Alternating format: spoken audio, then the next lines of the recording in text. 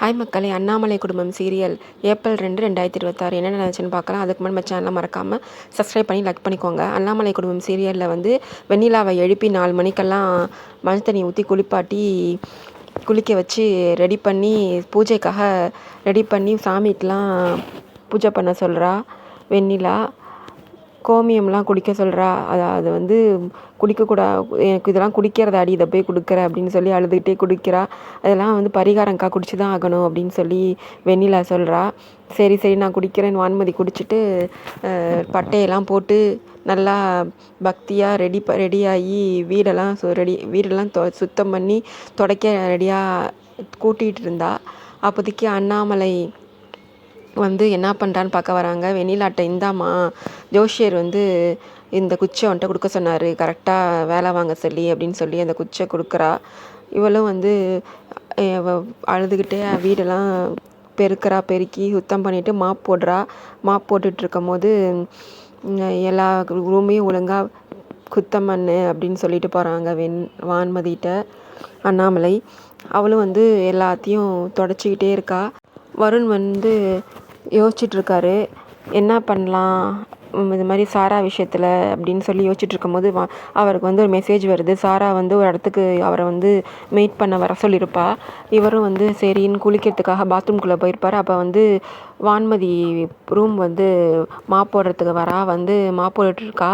அப்போதைக்கு சாராவும் வருணும் இருக்கிற ஃபோட்டோ அவளுக்கு கிடைக்கிது. எப்படியாச்சும் வந்து இதை அண்ணாமலைகிட்ட வந்து தெரியப்படுத்தணும். அண்ணாமலைக்கு வந்து இவங்க விஷயம் தெரியாமல் இருக்குது. 2 பேரும் லவ் பண்ணதெல்லாம் தெரியாதுல்ல, தெரியப்படுத்தணும். அப்போ தான் வந்து அவங்க கஷ்டப்படுவாங்கன்னு ஐடியா பண்ணி அந்த ஃபோட்டோவை எடுத்து வச்சுக்கிட்டு அண்ணாமலை ரூமில் கொண்டு போய் அவள் கண்ணில் படுற மாதிரி வச்சு விட்டுட்டு வந்துட்டு மாப் போட்டு தொடச்சிட்ருக்கா. இப்போ வந்து வருண் அங்கேருந்து பாத்ரூம்லேருந்து வந்து வழுக்கி விழுந்துடுறாரு. ஐயோ அம்மான்னு கத்துறாரு. உடனே எல்லாரும் ஓடி வந்து தூக்கி விட்டு உட்கார வைக்கிறாங்க. முக்கியமான வேலை இருக்குது, நான் வெளில போகிறேன்னு கிளம்புறாரு. இல்லைப்பா நீ வெளில போகக்கூடாது அப்படின்னு சொல்கிறாங்க எல்லாரும். உடனே வான்மதி வந்து எல்லாம் திட்டுறாங்க, என்னம்மா உனங்க கூட மார்க் போட தெரியாதா உனக்கு அப்படின்னு சொல்லி. வெண்ணிலாட்டை வந்து அண்ணாமலை வந்து கொஞ்சம் வருணை பார்த்துக்கோமா, தைலெல்லாம் தடவி விடு அப்படின்னு சொல்லவும், நீ தான் வந்து எனக்கு தண்ணியெல்லாம் ஊற்றிட்டு என்னை விட வச்சியா, நான் வந்து உன்னை சேர்த்துக்க மாட்டேறேங்கன்னு அப்படின்னு சொல்லி சொல்கிறாரு. நீங்கள் என்ன தான் எனக்கு மனசு கஷ்டப்படுத்தினாலும் என்ன தான் நீங்கள் வந்து என்னை வெதுக்கி வச்சாலும் நான் வந்து உங்களுக்கு வந்து பொண்டாட்டியாக தான் நான் நடந்துகிட்ருக்கேன். நான் வந்து இதெல்லாம் நான் பண்ணலை, நான் எதுவும் உங்களை பிளான் பண்ணிலாம் கீழே விழ வைக்கலை அப்படின்னு சொல்கிறா. உடனே இவர் மறைக்கிறாரு. உடனே நான் வந்து நான் இருந்தால் நீங்கள் அன்கம்ஃபர்டபுளாக ஃபீல் பண்ணுவீங்க, நான் வெளில போகிறேன், நீங்கள் ஏதாச்சும் உதவி வேணுன்னா சொல்லுங்கள், நான் வரேன்னு சொல்லிட்டு போயிடுறா. வெண்ணிலாவும் வான்மதி, அக்கா அங்கே தொடக்கா இங்கே தொடக்கா இங்கே அழுக்காக இருக்குது அப்படின்னு சொல்லிட்டு இருக்கவும் இவன் கடுப்பாரா. இருடி ஒன்று வச்சுக்கிறேன் அப்படின்னு சொல்லி. அன்றைக்கி வந்து சாரா விஷயமாக நம்ம வெளில போனோம், போலீஸ் ஸ்டேஷன் போனோம்ல, அதை பற்றி நீ வந்து வருண்கிட்ட கேட்டியான்னு கேட்கவும் இவளுக்கு என்ன சொல்கிறதுனே தெரியல. இவளுக்கு தான் தெரியுமே, யார்ட்டையும் சொல்லாமல் தானே இருக்கா வெண்ணிலா. இவள் வந்து முழிச்சிட்டே இருக்கா, அதெல்லாம் ஒன்றும் எதுவும் சொல்லக்கா அப்படின்னு சொல்லிட்டு மழுப்புற மாதிரி.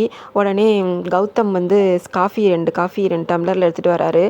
பற்றியா எங்கள் வீட்டுக்கார் வந்து எனக்காக காஃபிலாம் எடுத்துகிட்டு வராருன்னு ஆசையாக பார்த்துட்ருக்கா. உடனே வருண் அவங்க வந்து பரிகாரம் செய்கிறப்ப காஃபிலாம் குடிக்கக்கூடாது அப்படின்னு வெண்ணிலா சொல்கிறா.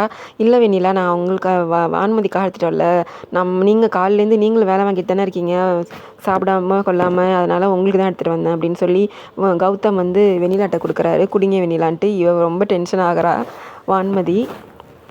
அடுத்தது உத்தமன் வந்து காஃபி குடிச்சிக்கிட்டே மேலே நின்றுட்டுருக்காரு. இவங்க துடைக்கிறத பார்த்துட்டு இவ ஏற்கனவே வந்து வம்பு பண்ணார்ல, நான் தான் மூத்த மருமக, நான் தான் எல்லாம் அப்படின்னு சொல்லி அவர்கிட்ட வம்பு பண்ணது ஞாபகம் வந்து மேலேருந்து காஃபியை ஊற்றி விடுறாரு கீழே.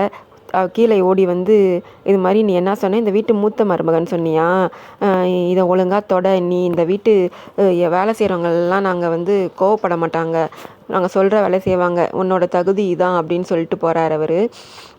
ரொம்ப டென்ஷனாகி அவன் அடிக்க போகிறா. அக்கா சும்மா இருக்கா அப்படின்னு சொல்லி வான்மதி சொல்கிறா. அவனை வச்சுக்கிறேன் அப்புறமா நான் சொல்லி திரும்பியும் மாப் தொடச்சிட்ருக்கா. உடனே அண்ணாமலை வந்து கூப்பிட்றாங்க உத்தமனை. இதுமாரி என்ன இன்னும் இவங்க கூப்பிடவே இல்லையே, உத்தமன் எதை கூப்பிட்றாங்க, நான் இன்னும் ஃபோட்டோ வச்சதை பார்க்கவே இல்லையா, வருண் ஃபோட்டோ சாராவையும் ஃபோட்டோ வச்சுட்டு வந்தாலும் பார்க்கவே இல்லையா அப்படின்னு யோசிச்சுட்ருக்கும் போது கூப்பிடுறாங்க உத்தமன் போகிறாரு. இது மாதிரி நான் ஸ்டாக் கிளியரன்ஸ் சேல் போட சொன்னேன், போடவே இல்லையா நீங்கள் இன்னும் நம்ம கடையில் அப்படின்னு கேட்கவும், எல்லாமே ஃப்ரெஷ் ஸ்டாக் தானே, எதுக்கு வந்து ஸ்டாக் கிளியரன்ஸ் போடணும் அப்படின்னு கேட்கும்போது, என்ன தான் ஃப்ரெஷ் ஸ்டாக்காக நம்ம வந்து பழைய படையெல்லாம் கொடுக்காம புதுசாக தான் கொடுத்தாலும் வாங்க முடியாதவங்க ஸ்டாக் கிளியரன்ஸில் வாங்குவாங்க நம்ம கடையில் வந்து கொஞ்சம் கஷ்டப்படுறவங்கலாம் நம்ம கடைக்குள்ளேயும் வந்து வாங்குவாங்க அப்படின்னு சொல்லும்போது, இவ வந்து பின்னாடி இதெல்லாம் உங்களுக்கு தெரியாதா? அ வேலை உங்க இத்தனை வருஷமா நம்ம கடையில இருந்து பார்த்துட்ருக்கீங்க. இது கூட உங்களுக்கு தெரியலையே அப்படின்னு சொல்லும்போது, பின்னாடி நின்னு கிண்டல் பண்ணி சிரிக்கிறா உத்தமன வான்மதி. அவன் ரொம்ப டென்ஷன் ஆகி அத பார்த்துட்டு போறான்.